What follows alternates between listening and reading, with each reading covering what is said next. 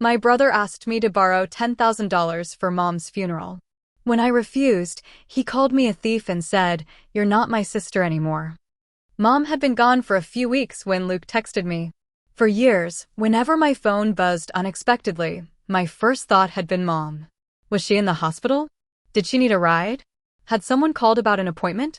Was there another emergency? Even after she died, my body still reacted the same way. My phone buzzed, and I felt that familiar jolt. But it wasn't Mom. It was Luke. His message was short. "Can you take out a $10,000 loan?" I stared at it. Then I called him. "What loan?" "For the funeral." I thought I had misunderstood. "What do you mean?" "The insurance money might not come in before everything has to be paid." Mom had life insurance for exactly this reason. She had paid into that policy herself because she didn't want her children going into debt when she died. She didn't want us scrambling. She didn't want anyone taking out loans. And somehow, only weeks after losing her, that was exactly where we were headed. I said, "Why would I borrow $10,000 when the insurance money is coming?" "Because it might not come in time. That doesn't mean I should take out a loan. It's temporary." Temporary. I knew that word too well. Temporary loan. Temporary favor. Temporary help. Then months pass. Then years. Then somehow asking to be repaid becomes rude. My siblings had borrowed from me before. Michael, my older brother, already owed me thousands. Every loan had started with the same promises. "I'll pay you next month. I'm just waiting on something." I haven't forgotten. Maybe he hadn't forgotten. But I still didn't have the money. I told Luke no. He went quiet. "What?" "I'm not taking out a $10,000 loan." He exhaled sharply. "It's for Mom." There it was. The sentence designed to make every objection sound selfish. I said, "Mom already planned for her funeral. That's what the insurance is for. We need money before that comes. Then work with the funeral home. Cut expenses. Wait for the insurance. Figure something else out. We can't make the funeral cheap." Cheap. That word told me what this was really about. Mom had told me she wanted something simple. One day. Enough time for people to come, pay their respects, and say goodbye. But now Michael and some of the others wanted 2 days. More flowers. More food. More decorations. More everything. In our extended family, people noticed funerals. They noticed the food. The flowers. How many guests came. How long the viewing lasted. Then afterward, they talked. People who had barely called Mom while she was alive suddenly mattered enough to spend thousands trying to impress. I said, "If you're making it bigger than what she told me she wanted, that's your choice. I'm not putting $10,000 of debt in my name for it." Luke's voice hardened. "So you don't care about Mom's funeral?" I closed my eyes. I cared about Mom before there was a funeral. He was silent for a second. Then he laughed. Not because anything was funny. It was dismissive. "What exactly are you talking about?" "You know." "No, I don't." I should have ended the call. Instead, years of resentment came rushing out. "I took care of her." Luke scoffed. "Stephanie, Mom was able-bodied for most of those years." I froze. It was such a simple sentence. And somehow it erased more than a decade of my life. I said, "You think caregiving only counts if someone can't walk?" "That's not what I said." "It's what you mean." Mom wasn't helpless for most of the years after Dad died. She could dress herself, feed herself, move around. But somebody still had to take her to appointments. Somebody had to drive her when she couldn't go alone. Somebody had to sit with her in the emergency room at 1 in the morning. Somebody had to miss work when she was admitted. Somebody had to deal with prescriptions, paperwork, errands, follow-up calls, and all the small things that never look dramatic until they consume your life. That person was usually me. Dad died not long after I finished high school. There was never a family meeting where everyone decided I would become responsible for Mom. It happened gradually. "Stephanie, can you take her?" "Stephanie, can you pick this up?" "Stephanie, can you call the doctor?" I kept saying yes. Eventually, everyone stopped asking whether I could do something. They assumed I would. My siblings built their lives. I kept rearranging mine. Whenever Mom asked one of them for help, the answer often came back to me. "Ask Stephanie." I became the default. The person who handled whatever nobody else wanted to deal with. One night, long before Mom's stroke, she woke me because she didn't feel right. It was after midnight. She looked pale, but kept insisting she was probably fine. She wasn't. By a little after 1, we were at the hospital. I sat beside her for hours in one of those stiff recliner chairs that looks comfortable until you spend half the night in it. Morning came. Then afternoon. I called work and said I couldn't come in. My siblings texted asking for updates. What did the doctor say? Is she okay? Keep us posted. Nobody said, I'm coming. Nobody said, go home. I'll stay with her. They wanted information. I gave it to them. That was how things worked. Then Mom had a stroke. Everything changed. After rehabilitation, they began preparing to send her home. This time I called my siblings and said it plainly. I need help. Not maybe. Not when you're free. I need help. Mom needed more supervision. More appointments. More physical assistance. More patience. I could not work and provide all of that alone. I tried getting more outside help. For a while, we were given a few additional hours. It wasn't enough. I told my siblings again. Almost nobody stepped up.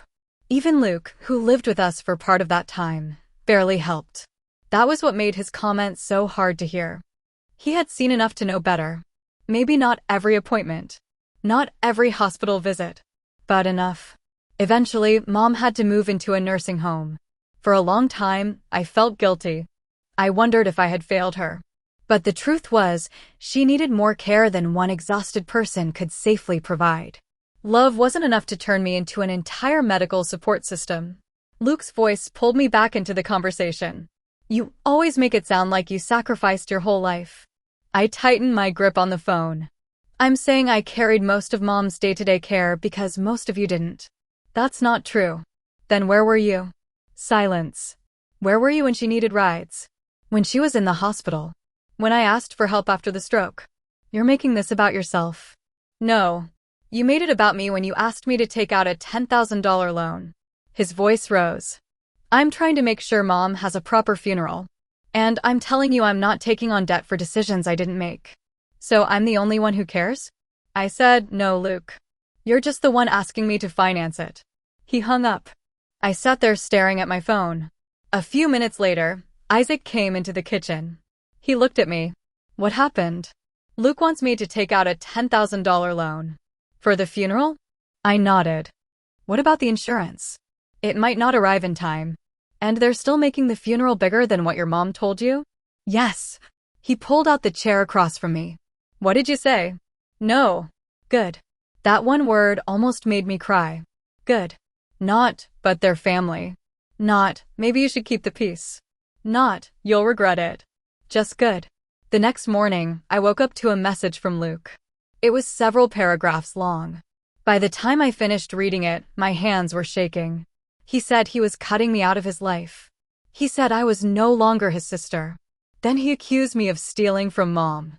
According to him, I had spent years freeloading off her Social Security income. He threw out a number. Around $90,000. As if putting a number next to an accusation made it true. He said I should be ashamed of myself. Then he wrote, if you go to the funeral, I'm not going. I stared at that line. Our mother was dead. And somehow he had turned her funeral into a threat. I read the message again. $90,000. I had no idea where he got that number. Mom contributed toward household expenses while we lived together. It was her home too. She had income. She wanted to contribute. I paid for groceries, utilities, transportation, emergencies, and countless other things. Other siblings had lived with Mom at different times too. Luke himself had lived with us for months while unemployed. He had no problem benefiting from the same household arrangement then. But the moment I told him no, I became a thief. I typed a long response. Deleted it. Typed another. Deleted that too. Finally, I sent. You don't get to rewrite the last 10 years because I told you no. That should have ended it. Instead, Luke took screenshots of our conversation and sent them to our siblings. Amber called me. I answered because some stupid part of me still hoped she was calling to calm things down. She wasn't. You shouldn't keep saying you did everything for Mom. I stared at the wall. I don't say I literally did everything. You make it sound like nobody helped. I carried most of her care. You took her to doctor appointments. The way she said it made it sound trivial. Like I had driven mom somewhere twice and built my entire identity around it. I said, do you know how many appointments there were? That's not the point. What is the point? You shouldn't talk like that in front of relatives. Relatives. Again. What exactly are you worried they'll hear? Amber paused. Then she said, people might start asking where mom's money went. I sat up straighter.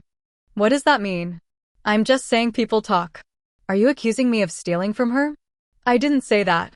You didn't have to. She sighed. You're taking everything personally. Mom died a few weeks ago. Luke just told me I'm not his sister anymore because I won't borrow $10,000. Now you're suggesting people might question what happened to mom's money. How should I take that? That's not what I meant. Then explain it. She didn't. Instead, she said, you always make yourself sound like the only one who cared. Something in me went quiet. Not anger. Exhaustion. I asked, how many nights did you stay with mom in the hospital? Stephanie. How many times did you take over when I said I needed help? That's unfair. How?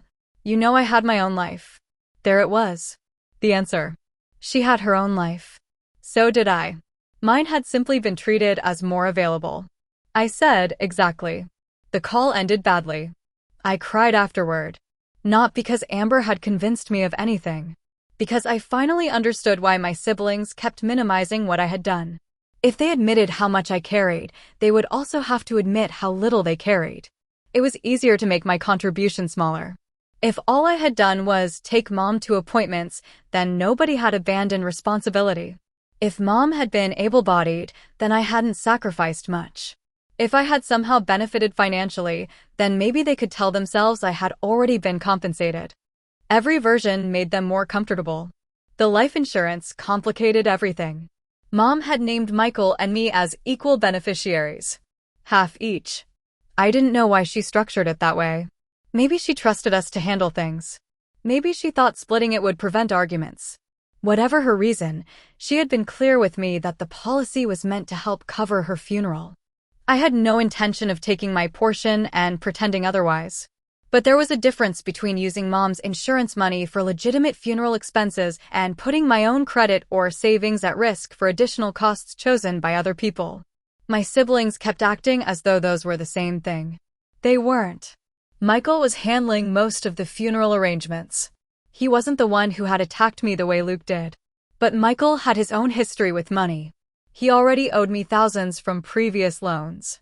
So when I heard he might need more cash temporarily, I refused to lend from my own pocket. I wasn't punishing him. I had finally learned. The insurance money, once it arrived, was one issue. Another personal loan was something else. The funeral became 2 days. More elaborate than what mom had told me she wanted. There were decorations, flowers, food, drinks, guests coming and going. Everything had to look right. I stayed out of most of the decisions. I had spent too many years being responsible for everything. I wasn't going to become responsible for this too. On the day of the viewing, I almost didn't go. Not because of Luke's threat. Because grief had made everything heavy. Getting dressed. Driving. Walking into a building full of relatives. Isaac stood beside me while I got ready. You don't have to talk to anyone you don't want to. I know. You don't have to explain anything. I know. And if Luke causes a scene, we leave. I looked at him. Immediately? Immediately. That made me smile. Luke was there. So much for refusing to attend if I showed up. He didn't leave. Neither did I. We avoided each other. No shouting. No confrontation. No dramatic scene in front of relatives. We moved through the same building like two people who had once known each other. Years earlier, I would have approached him.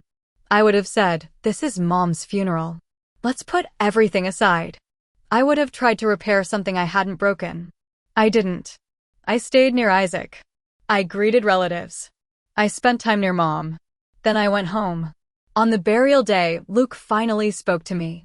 Apparently, he had heard Michael borrowed money from me for funeral expenses. He walked over. You gave Michael money? I was so surprised he was talking to me that I answered automatically. No. I heard you did. I didn't. He frowned. Why not? I looked at him. Because he already owes me thousands. For a second, neither of us spoke. Then someone called him away. That was it. No apology. No reconciliation. Just another conversation about money. Later, Amber found me. She wanted to know why I hadn't helped pay for some of the decorations. A couple of my sisters had contributed. I said, because I'm not paying for extras. Her expression changed. They're for Mom. I know. Then why wouldn't you help? I'm already contributing through the insurance money. I'm not paying additional costs I didn't agree to. Amber shook her head. You're going to regret this. I almost walked away. Then she said something that stopped me. Mom wanted the funeral to be extravagant. I turned back. What? She said she wanted it beautiful. She said she wanted to see it from the afterlife and know we did something special. That wasn't what Mom had told me. I said, she told me she wanted one day. Amber looked irritated. Well, she told me something different. I didn't know what to do with that. Maybe Mom had changed her mind. Maybe she had told different children different things. Or maybe Amber needed to believe Mom wanted something extravagant because it made the extra spending feel necessary. I had no way to know. Mom wasn't there to settle it. Amber kept going. She said I would feel guilty later. She said everyone else was helping. She said I was making a statement. I said, I'm not making a statement. Yes, you are. No. I'm saying no. You're being stubborn. Maybe. She looked surprised. I think she expected me to defend myself. For years, whenever someone in my family accused me of being selfish, difficult, cold, ungrateful, or dramatic, I rushed to explain. This time I didn't. No was enough. Later, I thought about what Amber had said. Mom would see the funeral. Mom would see how beautiful everything looked. Mom would know they had done something special. And one thought kept coming back. Why no? Why had everyone become so determined to do something for her once she was gone? Where was that energy when she needed help getting to appointments? Where was it when she was recovering from a stroke? Where was it when I was begging someone to give me a break? I could have said all of that to Amber. I didn't. Because I already knew how the conversation would end. She would defend herself. I would defend myself. We would go in circles. Nothing would change. For once, I let the argument die. After the burial, I went home and changed out of my black clothes. I sat on the edge of the bed longer than I realized. Isaac came in holding our daughter. He handed her to me. She was half asleep. Warm. Peaceful. Completely untouched by everything that had happened. I looked at her face. Then I thought about Mom holding her. Mom died about 6 weeks after I gave birth. Her health had already been declining. There were moments when I wondered if she would live long enough to meet the baby. She did. She held her more than once. The first time, I was nervous. Mom looked fragile. Isaac helped position the baby safely in her arms while I stayed close. Mom looked down and smiled. A real smile. Not the tired expression I had gotten used to seeing. She's beautiful, Mom whispered. I said, she already has opinions. Mom looked at me. She's a newborn. I can tell. She laughed. That laugh is what I remember now. Not the flowers. Not the decorations. Not whether the funeral lasted 1 day or 2. That moment. Mom holding my daughter. Sometimes I like to think she held on long enough to meet her. Maybe that's just something I need to believe. But she got to meet her granddaughter. That mattered more to me than anything we could have bought after she died. My life had started changing before Mom passed. Once she moved into professional care, I slowly began doing things I hadn't allowed myself to do for years. At first, even going out for dinner made me feel guilty. I would check my phone constantly. I would think I needed to go home. Then I would remember Mom was safe. There were nurses, staff, people trained to care for her. I didn't have to be on alert every second. It took time to understand that. Isaac helped. He had been with me through some of the hardest years. After Mom's stroke, he helped without making a performance out of it. If I was exhausted, he drove. If something needed doing, he did it. If I was overwhelmed, he listened. He never acted like helping me with Mom made him extraordinary. He just showed up. Eventually, we moved in together. Then we got engaged. Then our daughter came. For most of my adult life, I treated my future like something that could wait. After mom gets better. After things calm down. After somebody finally helps. After the next crisis. There was always another after. I don't live like that anymore. Isaac and I are planning a destination wedding for next year, around our 5th anniversary. Nothing huge. Nothing designed to impress relatives. Just something peaceful. My siblings aren't invited. That probably sounds like revenge. It isn't. I don't want to punish them. I just don't want to spend my wedding day watching the door and wondering who is going to start the next argument. A few of my nieces will be there because I'm close to them. They weren't responsible for what happened between me and their parents. I don't want family resentment passed down like an inheritance. Luke and I still don't speak. Amber and I barely communicate. Michael and I keep our distance, especially where money is concerned. The others have mostly returned to their own lives. Sometimes I wonder what version of the story they tell. Maybe I'm the sister who refused to help with mom's funeral. Maybe I'm the daughter who supposedly lived off her mother. Maybe I'm the one who walked away when the family needed me. I used to feel desperate to correct people. Not anymore. I know what happened. I know where I was.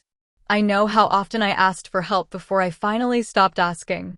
I don't need everyone else to agree with me for those years to have existed. And I don't pretend I was perfect. I loved mom. I also resented how much of my life revolved around caring for her. Both things are true.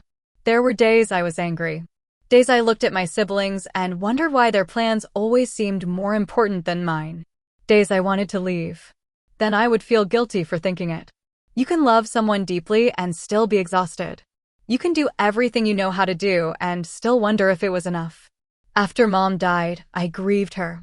But underneath the grief was another feeling I hated admitting. Relief. My phone would not ring at 1 in the morning because she needed me. There would be no next emergency. No next appointment. No next decision. For a while, I felt ashamed of that. Then I realized relief didn't mean I wanted her gone. It meant I had been tired for a very long time. There was no dramatic ending with Luke. No apology. No moment where everyone admitted I had been right. No relative stood up at the funeral and told my siblings they should have done more. Life rarely gives you scenes like that. The funeral ended. People went home. The flowers wilted. Everyone returned to their lives. And I returned to mine. Only mine was finally different. A few nights later, Isaac and I were sitting outside after putting the baby to sleep. We were talking about the wedding. Flights. Hotels. Small things. Ordinary things. Then he asked, "Are you okay?" I looked through the window toward our daughter's room. I thought about mom. Luke. The funeral. The loan. All the years before any of it. And I said, "I don't know yet." He nodded. He didn't tell me I should be okay. He didn't tell me to forgive anyone. He didn't tell me grief gets easier. He just took my hand. We sat there quietly. For once, nobody needed anything from me. No ride. No money. No explanation. No defense. Nothing. Maybe that's the closest thing I have to an ending. Not revenge. Not reconciliation. Just quiet. A life that finally belongs to me. Sometimes I still think about that first message from Luke. $10,000. That was apparently enough to turn me from his sister into his enemy. Or maybe the money was never really the reason. Maybe saying no just revealed what had always been there. I spent years being useful to my family. The moment I stopped, some of them treated me like I had betrayed them. Maybe that tells me everything. Maybe it doesn't. Families are rarely that simple. All I know is this. I'm done proving my love by destroying myself for people who only recognize sacrifice when they're the ones asking for it.